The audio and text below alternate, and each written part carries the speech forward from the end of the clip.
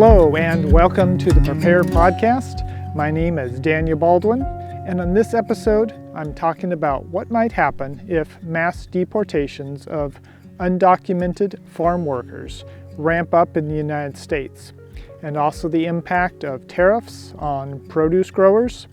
That's coming up on today's episode of the Prepare podcast. So about 40% of America's crop workers may not have legal work authorization. As mass deportations ramp up, who will harvest your food and what happens to food prices? Immigrants are the backbone of the U.S. food system. About 2.1 million of them work across growing, harvesting, processing, and selling food. That's 21% of the entire food supply workforce, which is an oversized share compared to 17% of all U.S. workers. To fill seasonal gaps, farms use H-2A visa program. In the fiscal year 2024, the Labor Department certified about 385,000 positions. Florida, Georgia, California, and Washington lead the list. Most H-2A jobs are in crops, nurseries, and greenhouses. Policy is shifting fast, though. The administration has prioritized mass deportations and tougher interior enforcement. Officials say there will be no amnesty for unauthorized farm labor. Courts have pushed back, restricting roving raids in Los Angeles. This month, the administration asked the Supreme Court to undo that restriction. Congress is also probing how new funding is bankrolling the deportation push and the detention expansion.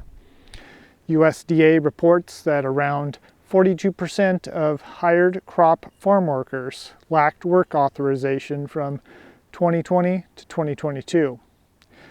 If a large share is removed quickly, farms will struggle to plant, harvest, and pack their produce.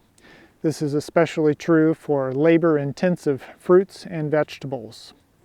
Economists warn broad removals will raise costs.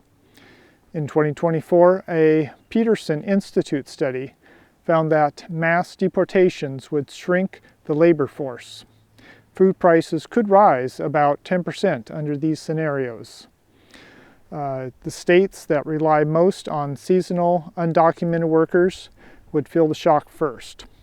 Without a steady legal workforce or a workable status for the experienced workers already here, fewer workers means tighter supply and higher prices at checkout. The Supreme Court's decision on the Los Angeles raids case could set the tone for future enforcement.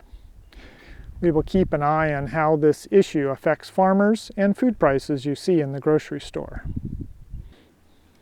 Up next, South Florida growers say they're dealing with the impact of tariffs, enforcement sweeps, and higher costs, and they're not alone.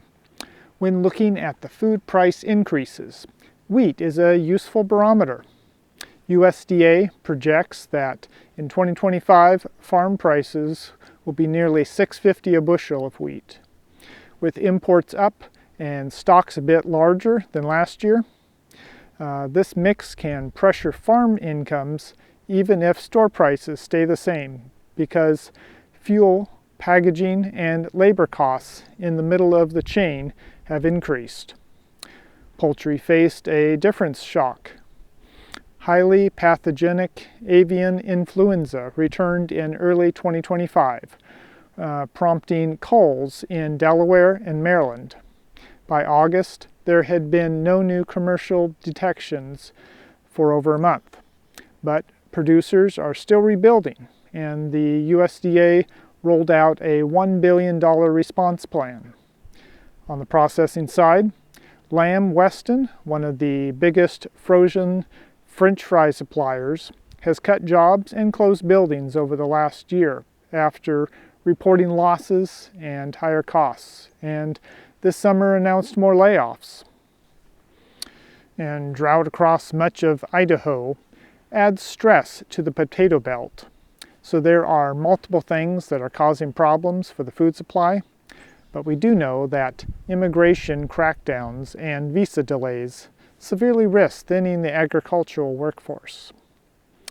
Weather and water scarcity are trimming yields in key states as well. Trade tensions and higher transportation and distribution expenses between farms and stores keep retail prices high, even when the prices paid to farmers goes down. None of this points to an overnight collapse. It does point to a food system that's running with a lot less slack than it used to be. We'll keep on reporting what changes next in labor rules, enforcement posture, drought and water decisions, and any new supply hits in poultry, grains, or produce, and what those mean for your grocery bill in the weeks ahead. Thank you for joining us on this show. Don't forget to follow us on Facebook, Instagram, X, and YouTube to get prepared for what's coming. Join us at foodstorageguys.com.